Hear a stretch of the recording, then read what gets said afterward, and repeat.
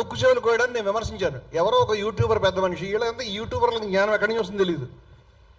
రాముడు ఇది లక్ష్మణుడు బాణం వేస్తేనంట సీత శూర్పణకి ఇట్లా ఇట్లా అంటే ఆమె ముక్కు చెవులు తెగినాయంట పొరపాటున. అట్లా చెప్పాడు. రామాయణం కూడా చదువుకోకుండా నా మీద దాడి. ఇంకొక ఆయన ఏమో ప్రపోజల్ చేశారంటే చాలా బాధపడ్డాడు. నేను బాధపడేది ఏంటంటే శూర్పణకు సంబంధించిన ఘట్టం అనేది రామాయణంలో చాలా మంది విజ్ఞులు పెద్దలు కూడా తప్పుపట్టి ఉన్నారు. అది ఏమంత మనం గర్వించేంత విధంగా లేదు. ఇక్కడ స్వామి వివేకానందుడు అయితే అసలు రాక్షసులు అంటే ఎవరు? పెద్ద పెద్ద ముక్కులు కాళ్ళు చెవులు ఉన్నటువంటి వేరే వేరే ప్రాణులు ఉన్నట్టుగా మనకి ఇప్పటిదాకా ఏ రోజు దొరకలేదు కదా. మరి వానరులు అంటే ఏ కోతులు ఆ విధంగా చేయలే కదా. అంచేత వాళ్ళు ఆదివాసులు అయి ఉంటారా? వీళ్ళు నియాండర్తల మానవులు అయి ఉంటారా? నియాండర్తల మానవులు హోమోసేపియన్స్ ఒకేసారి భూమి మీద ఉన్నారు. ఇట్లాంటి చర్చలు కూడా వివేకానంద సాహిత్యంలో మనకు కనిపిస్తుంది. ఆమె నేను నిన్ను ప్రేమించానని లేకపోతే నీతో ఉంటానని చెప్పిన తర్వాత రాముడు ఈ మాట అంటున్నాడు. ఇది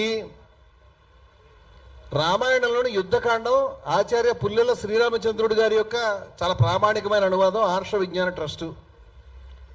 ఆయన ఏమంటున్నాడంటే, క్షమించండి యుద్ధకాండ తీసాను పొరపాటున, అరణ్యకాండ తీయాలి.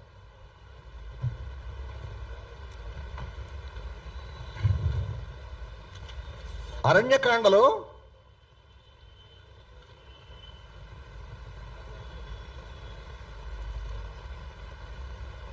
శూర్పణఖ ప్రపోజ్ అంటే కోపం వస్తుంది. నిన్ను వలచాను, నిన్ను మోహించాను, కావాలంటే వీళ్ళందరినీ వదులుచుకుని నువ్వు నాతో ఉండు అనే టైప్లో చెప్తుంది. అప్పుడు రాముడు చెప్పిన మాట కొంచెం బాధ అనిపిస్తుంది. ఏమంటాడంటే ఆయన చిరునవ్వు నవ్వుతూ చెప్పాడట, నేను ఇక్కడ శ్లోకం చదవట్లేదు, అనువాదం మాత్రం చదువుతున్నాను, ఎందుకంటే టైం పడుతుంది, వేరే ఏం కారణం లేదు. పూజ్యురాల నాకు వివాహమైనది, ఈమె నాకు చాలా ఇష్టురాలైన భార్య. నీ వంటి ఆడవాళ్ళు సవతి ఉండుట ఏమాత్రము సహించరు. నాకు భార్య ఉంది, ఈమె నా భార్య ఉంది, సవతి ఉంటే కనుక వాళ్ళు ఒప్పుకోరు కదా. అందుచేత నెక్స్ట్ శ్లోకంలో చెప్తున్నాడు, లక్ష్మణుడను పేరు గల ఈతడు నా తమ్ముడు, మంచి శీలము కలవాడు, చూచువారికి ఆనందము కలిగించువాడు, శోభ కలవాడు. షాకింగ్ ఏంటంటే వివాహము కానివాడు అని చెప్పాడు.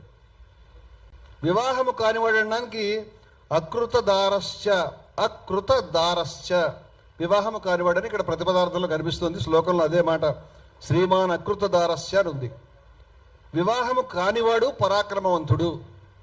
ఇతడు ఇంతవరకు భార్య సౌఖ్యం తెలియనివాడు, పెళ్ళేవలదని చెప్తున్నాడు కదా. భార్య కావాలని కోరిక కలవాడు, చూచుటకు అందమైన యువకుడు. ఇతడు నీ రూపముకు తగిన భర్త కాగలడు. రాముడు ఆమెని నిరాకరించుంటే బాగుండి ఉండేది, కానీ లక్ష్మణుడి మీదకి ఆయన పంపించడం అనేది, అది కూడా అబద్ధం చెప్పి ఆయనకు పెళ్లి కాలేదు అని కష్టం అనిపిస్తుంది. రాముడు అబద్ధం చెప్తాడని నేను అనుకోను. రాముడి యొక్క విషయానికి సత్యవంతుడని నమ్ముతాం.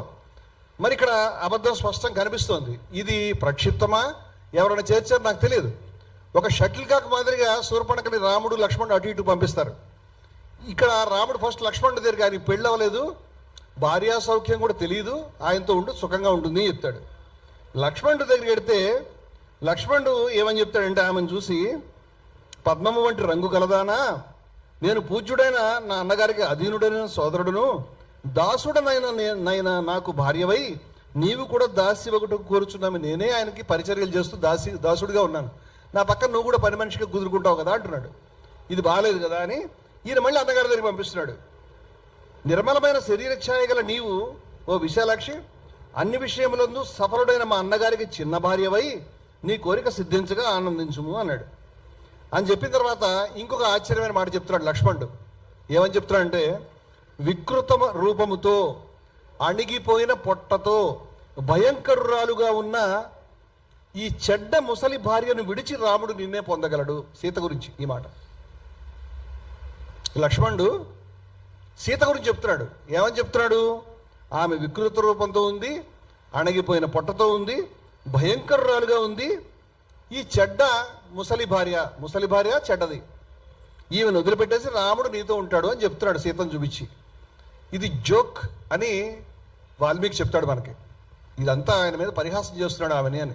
వాస్తవంగా అటువంటివన్నీ కూడా శూర్పణఖకే ఉన్నాయి, సీతకు లేవు కదా అనే అర్థంలో. అంతే, మరి పరిహాసం ఎందుకు చేయాలి? నాకు ఇష్టం లేదమ్మా అని పంపించేస్తే అయిపోతుంది కదా. రాముడి దగ్గరికే వెళ్ళు, ఆయన భార్యకి ఇన్ని రకాల వంకరలు ఉన్నాయి, చెడ్డది ముసలిది అని మాట్లాడవచ్చునా?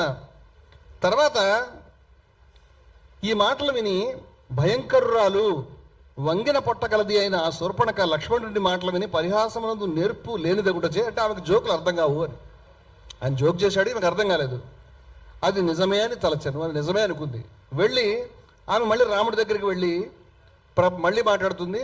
ఆయన ఇదే మాటలు చెప్తుంది, నీ భార్య వికృత రూపం ఉన్నది, చెడ్డది, భయంకరాలు, ఆమెను చూసుకుని నువ్వు నన్ను అనవసరంగా తిరస్కరిస్తున్నావు కాబట్టి నేను ఆమెను తినేస్తానంటుంది. రాక్షసురాలు కాబట్టి తినేస్తావంటే రాముడు ఆమెను అడ్డుకున్నాడు అనేటువంటి మాట ఇక్కడ వచ్చింది. సీత మీదకి ఆమె పరిగెట్టుకుంటూ వెళ్ళింది. అప్పుడు మహాబలశాలి అయిన రాముడు మృత్యు పాశము వలె వచ్చి మీదకు పడుచున్న ఆమెను అడ్డుకుని లక్ష్మణునితో ఇట్లు పలికెను. ఆమెను అడ్డుకున్నాడు రాముడు, అయిపోయింది, హాల్టెడ్. ఆ తర్వాత పనిష్మెంట్ చెప్తున్నాడు, అంటే ఆమె తినడానికి వచ్చింది కాబట్టి, అంటే అడ్డుకోగల సామర్థ్యం ఉన్నప్పుడు ఆమెను పంపించగలుగుతాడు కదా అని నా మనసుకు తోచింది. సౌమ్య